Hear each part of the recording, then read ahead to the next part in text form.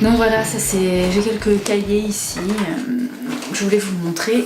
Pourquoi le montrer? Parce que c'est aussi une manière pour moi de cheminer, d'aller de l'avant et de essayer de détecter. Je peux peut-être tel un détective, détecter ce qu'il y a d'universel là-dedans, ce qui pourrait faire résonance chez un lecteur. Et hier, je suis allée chez le gynéco. Je vais devoir prendre la pilule. Donc en ce moment, je suis en train de relire mes écrits des années 90. Jeudi 13 octobre 1994, 23h32. J'ai un peu le cafard. J'ai l'impression que je n'ai pas de but immédiat ces jours-ci. À part mon boulot à faire, bien sûr, mais ça ne compte pas. Je te parle du théâtre.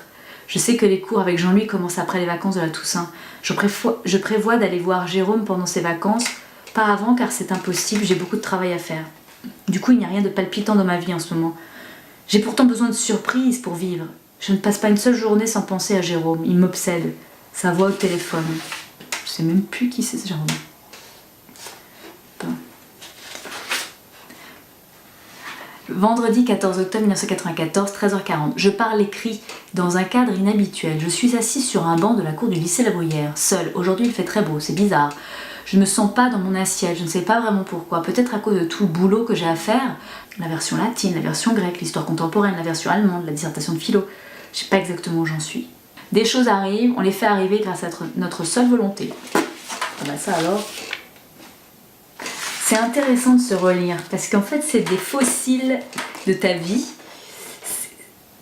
et tu y as accès et tu les relis avec la distance temporelle, spatiale et temporelle, spatio-temporelle et c'est une redécouverte mais en même temps une très forte familiarité et ouais c'est comme si tu redécouvrais un enfant que tu as aimé, bah bien non parce qu'il était toi et c'est hyper émouvant et voilà, je me suis lancée dans cette expérience.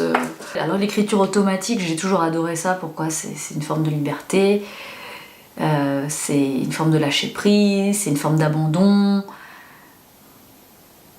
c'est une forme d'étrangeté parce que mon cerveau, ma main, et puis sur le papier, il y a des mots qui sortent. Et je sens bien que parfois il y a des mots qui sortent, qui sont maîtrisés, qui sont autocensurés, qui sont... retenu par quelque chose en moi et parfois en fait ça part comme de l'eau qui coulerait d'un robinet, on peut pas l'arrêter et c'est hyper fort et du coup ça me fait mal aux mains parce que ma main elle est trop petite, elle est trop limitée, elle est trop fragile, elle est trop... mes muscles ils peuvent pas aller aussi vite que ce qui coule. Alors qu'est-ce que c'est? Qu'est-ce que c'est qui coule? Qu'est-ce que c'est qui sort? Je sais pas. Le mot inspiration en français vient du latin et in spiritus. L'inspiration, c'est être dans l'esprit, in spiritus, ou alors l'esprit dans soi, l'un ou l'autre. En fait, c'est pareil. Et du coup, ouais, c'est ça, quand j'écris, j'ai l'impression d'être toute petite dans un esprit et de transmuter ça. Ou alors, j'ai l'impression aussi que l'esprit vient en moi et moi, dans mon incarnation, bah, je le retranscris avec cette encre, avec ces lettres, avec ces signes, cet idéogramme bien défini qui est notre alphabet. Et parfois, j'aurais juste envie de faire des formes comme ça.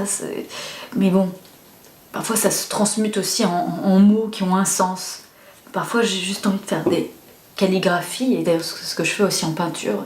Quand je fais ce que j'appelle le nouvel alphabet, enfin, je dis un nouvel alphabet, il a un nouveau, à mon avis, il est ancestral, il est primitif au sens de alphabet premier. Je sais pas ce que j'écris, mais si ça se trouve, si on le montrait à tous les peuples de la Terre de l'année d'hier, il y a quelque chose d'écrit comme ça. Mais du coup, voilà, différents degrés d'écriture automatique. Il y a l'écriture automatique à partir d'un alphabet qui donne un alphabet, une écriture que moi je ne sais pas, et j'ai écrit. Et il y a l'écriture automatique avec des mots en français, parce que je suis née en France, dans cette ville et que j'ai grandi dans cette langue française, issue du latin et du grec, et donc voilà, ça sort comme ça en français.